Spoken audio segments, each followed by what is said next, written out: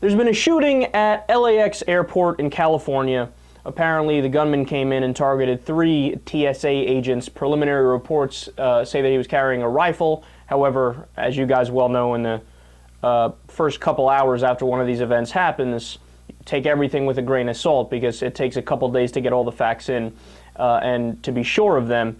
So it's just another day, another shooting. You know, it's crazy because I actually had to think about it when I was organizing the show and getting the stories and everything. Like, should I talk about the shooting? That thought actually crossed my mind. And the reason why is because there's so often that if we actually covered every single shooting in the detail that it deserved, this entire show would just be 2 hours straight of talking about shootings. Now, that's not even hyperbole. That's not even an exaggeration because there's 30 gun deaths on average per day in the United States, and that's actually the old statistic. The recent one, according to Slate and @GunDeaths on Twitter, about 90 deaths every single day on average from guns in the United States. This is a phenomenon that is purely the United States. It is not other modern industrial nations. It is not Europe. Gee, I wonder why that is. And of course, I'm being facetious here. And it hit me today as I was watching on CNN the events unfold and people running out of the airport. Because, I mean, LAX, I mean, that's one of the, most trafficked airports in the United States. It hit me.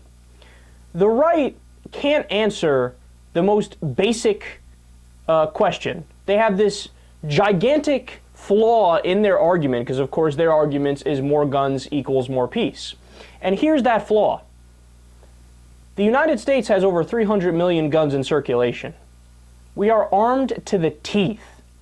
I mean, you compare us to other nations, even if you adjust for all the, the things that you should adjust for, so population size, for example. Even after all that is said and done, we are still way more armed than other ones.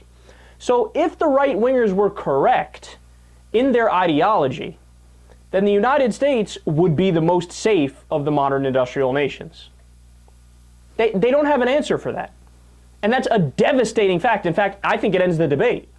Because if what they were saying is true, whether you're talking about, what's his name? Is it John Lott, the so-called gun expert on the right, and all these idiots that they drag in to debate Piers Morgan every time one of these shootings happen, they all say the same thing.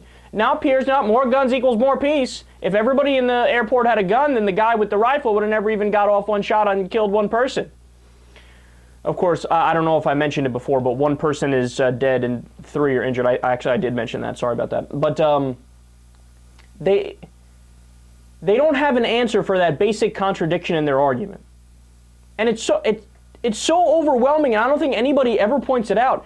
I've even made the mistake of not pointing that out, and that should be the only thing that we discuss. If you're somebody who's in favor of moderate gun reforms, if you are not a gun anarchist, which the overwhelming majority of people in the United States aren't, being that 91% want a universal background check, 60% want an assault weapons ban, over 60% want a high-capacity magazine ban.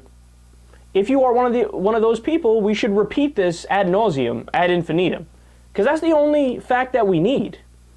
If you were right, Republicans, then the United States would by far and away be the safest modern industrial nation, and we are the least safe